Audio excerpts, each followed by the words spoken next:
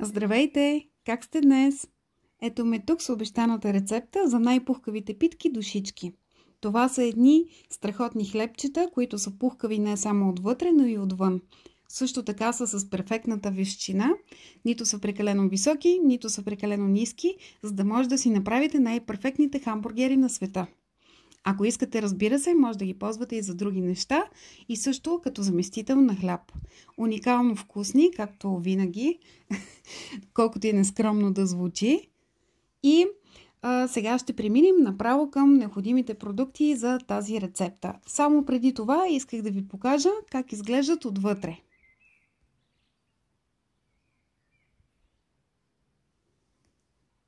Ето е копринената среда отвътре. Бяло пухче, просто са съвършенни. Рецептата е точно за 6 броя хлебчета, които смятам, че са напълно достатъчни за едно семейство, въпреки че има риск, тъй като са много вкусни, да искате още и тогава направете просто двойна доза. Сега започваме с приготвянето. Прибавяме прясното мляко, това са 150 мл. Добавяме 100 мл вода, трябва да бъдат топли. Добавяме една кафена лъжичка захар, 5 супени лъжици от общото количество брашно, което е 380 грама приблизително.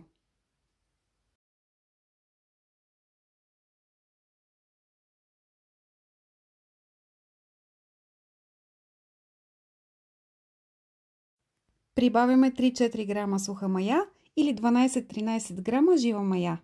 Разбъркваме и оставаме на топло да се активира. Ето така изглежда активираната смес. Отроила е обемът си и продължаваме с останалите продукти. Добавяме 2 супени лъжици слънчогледово олио, 1 кафена лъжичка сол, 20 грама меко масло, разбъркваме и започваме да прибавяме постепенно останалото брашно. Добавяме го на части, докато сместа се сгъсти и след това прихвърляме на плота, за да месим.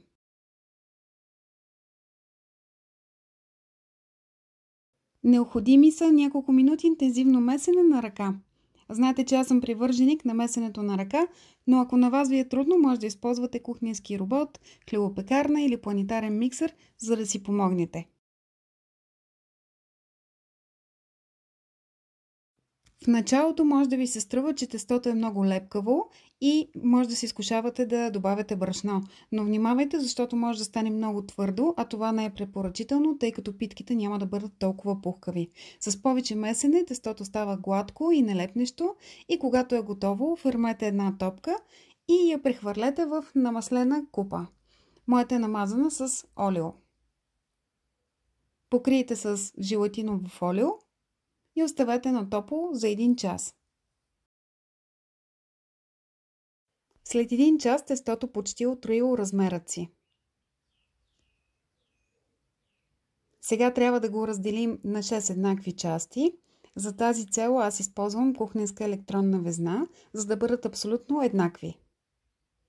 Всяка част оформяме като гладко топче. Не трябва да има никакви отвори, защото после ще се отворят по време на печенето. И след това нареждаме в тава, покрита с хартия за печене. Покриваме хлебчетата с желатиново фолио и оставаме да втасат още веднъж за около 40 минути. Сега е необходимо да ги сплескаме, защото не желаем да бъдат прекалено високи, а да приличат на истински питки за хамбургери.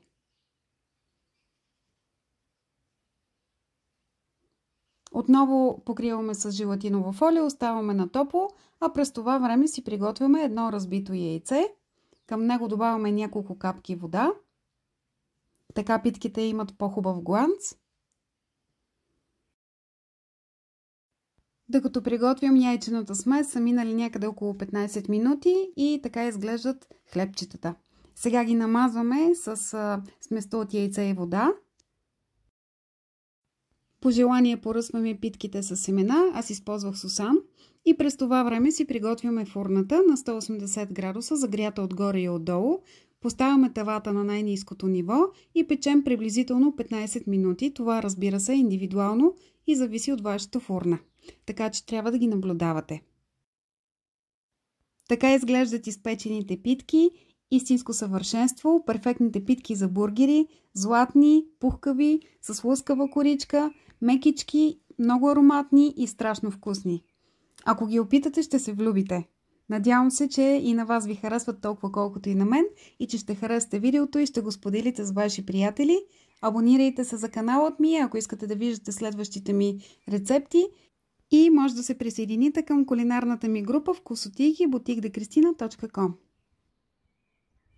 Ще очаквам вашите коментари и ще се радвам да споделите, ако сте направили питките, как са се получили при вас, дали са ви харесали, както и с нови предложения за следващи рецепти, които искате да видите. Благодаря ви, че бяхте с мен и до нови срещи! Чао, чао! Целувки!